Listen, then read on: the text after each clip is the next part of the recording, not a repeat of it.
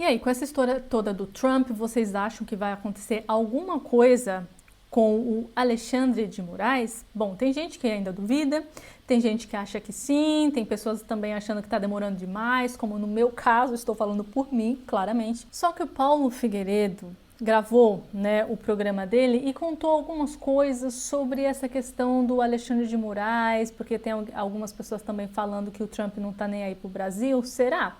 Bom, como ele é o cara que está lá e está mexendo os pauzinhos, vamos ouvir o que ele tem para dizer? Mas antes, para você que não me conhece, sou a Virginia Andrade, neste canal a gente fala sobre tudo, ou pelo menos quase tudo. Segundo ele, o negócio vai dar resultado sim, é só a gente esperar os próximos meses. Vamos ouvir o que ele tem para falar então. A onda que o Alexandre surfou para implementar a censura no Brasil, essa onda, ela veio dos Estados Unidos. Essa onda já deu na praia. O que ele não percebeu ainda é que se você olhar, não está aqui ainda, mas se você olhar e fizer assim, ó, se você tiver uma vista boa e estiver observando de um ponto de vantagem, você vai ver que está vindo um tsunami na direção do Alexandre. Espero. Eles não perceberam isso ainda, o que é a nossa sorte. Porque na hora que eles perceberem, eles vão correr pelas montanhas. Mas por enquanto, eles não perceberam. Essa época em que as redes sociais censuraram todo mundo com apoio do governo americano e financiamento do governo americano, onde o governo americano promovia, financiava e dava o arcabouço teórico financeiro para o complexo industrial da censura, isso acabou.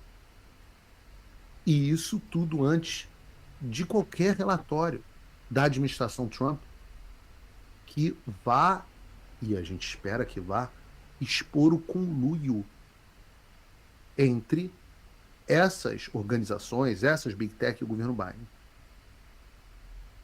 Mas melhor do que isso, entre o governo Biden e o regime Alexandre. E aqui tem dois pontos. O primeiro é que o entorno do Trump é claro que está atento em relação ao Brasil, e isso ficou claro quando nós vimos as falas recentes do meu amigo Steve Bannon. Essa notícia está disponível no site do Paulo Figueiredo Show, e o resumo da ópera é que o Steve Bannon, que todo mundo sabe que é o cara que idealizou a existência do Donald Trump como líder desse movimento nacional populista, foi estrategista-chefe da primeira campanha dele, é um cara muito próximo do Trump. Esse cara que é tão próximo do Trump deixou um recado bem claro. O que ele disse? A nossa recomendação é que deve haver sanções severas ao Brasil e particularmente a esse juiz Moraes para não ter nenhum acesso aos Estados Unidos. O que eu desejo é que aconteça exatamente o que ia acontecer lá com o colombiano que ficou fazendo ceninha lá por causa dos imigrantes ilegais, né? Ai, a gente não aceita isso, não aceita aquilo. Trump disse, não vai aceitar os imigrantes ilegais, vai ficar fazendo charminho? Então a gente vai tirar o seu passaporte, o passaporte de todas as pessoas do governo que são a favor do governo e as pessoas, os familiares dos envolvidos no governo, de todos os familiares do pessoal do governo. É isso que tem que acontecer. Alexandre não vai mulher, não vai filha, não vai parente nenhum. Ninguém que apoia ele vai também. Corta para todo mundo. Aí ele sente na pele. Porque se for só o do Alexandre de Moraes, aí a pressão não é tão grande. Porque ele pode falar, não tô nem aí para os Estados Unidos, que é o que eles falam, né? Não tô nem aí para os Estados Unidos. Aí eles vão para a Europa. Era bom que juntasse Estados Unidos, Europa, sabe, um mexidão? E aí eles só conseguissem ir, por exemplo, para a China, Colômbia, Venezuela, para os amigos do Lula, Irã. Para esses lugares ninguém quer ir, não é? Quer ir para a Europa e para os Estados Unidos. Era bom que não pudesse ir nem para a Europa, mas enfim. Esperamos que o negócio, o calo aperte, doa tanto. Oh. Bom, quando eu comecei a falar desse negócio, tinha sempre os caras que ficavam os caras da imprensa falando. Aí vinha alguém ouvir a embaixadora americana xiita do Biden, a Elizabeth, fala, não, isso os Estados Unidos não fariam, isso, não sei o quê. Aí vem o outro e a Globo News ridiculariza, o outro faz piada, a Miriam Leitão escreve artigo dizendo que o Trump não está prestando atenção no Brasil e que se a nossa...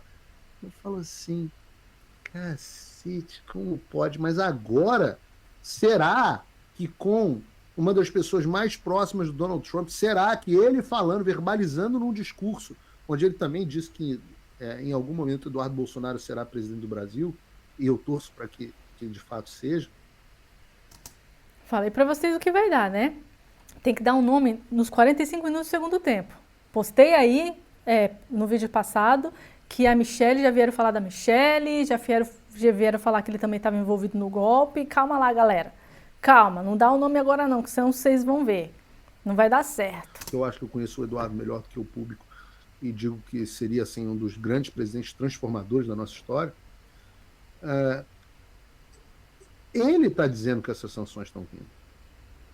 E eu acho que, finalmente, né, não são só as pessoas que estão ao redor do Trump cientes dessa situação. Mas o Trump também está. O Trump não é um cara de bravata. Ele não é um cara que fala as coisas por falar. As pessoas acham que ele está fazendo bravata e aí vão ver que a fala dele tem coisa séria por trás. Mas o negócio é que se Lula e o Alexandre não começarem a dançar conforme a música, e mesmo que comecem a dançar, as consequências virão. O Trump já falou disso diretamente no caso dos BRICS e do plano de substituição do dólar por uma moeda comum entre os países do bloco, ameaçando qualquer um que se aventurasse a tentar ir contra a utilização do dólar como moeda internacional, que foi colocado como uma prioridade pelo Lula e que é uma coisa absolutamente discutida aqui. Além disso, o Zuckerberg, depois das reuniões com o Trump, reforçou que a ideia do governo é combater a censura à liberdade de expressão, inclusive fora da América, em parceria com o governo. Então, tanto o Lula, com essas falas malucas pró-China dele, quanto o Alexandre, que faz no Brasil o mesmo que fizeram com o Trump nos Estados Unidos, esses caras estão na mira do governo americano. E vocês vão ver muitas coisas nos próximos meses. Significa, Paulo, o Alexandre vai ter o visto cassado na semana que vem? Eu falo assim, não. E a gente nunca disse que seria assim. O que precisa ser feito? E está sendo feito e será feito. Um longo trabalho de persuasão dos agentes chaves para que nós no Brasil estejamos na frente da lista de prioridades. E que a partir daí nasçam as ações necessárias. E do que a gente vai precisar? De tudo que foi plantado nos últimos 2 anos. Eles não têm condições de nos parar. Qualquer ação que eles fizerem para tentar nos parar, inclusive, por exemplo, impedir o presidente Bolsonaro de ir, funciona em nosso favor.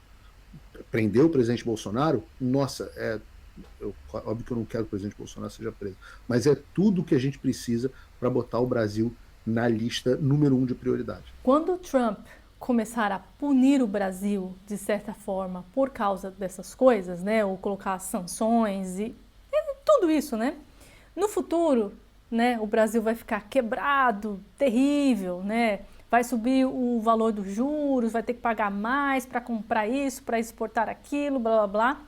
E aí vão falar a mesma coisa que falam até hoje de Cuba. Cuba está do jeito que está por causa dos Estados Unidos, por causa dos embargos dos Estados Unidos, por causa disso, por causa daquilo. Não foi o golpe que deram em Cuba, Fidel Castro que destruiu o país, não foi. São as sanções.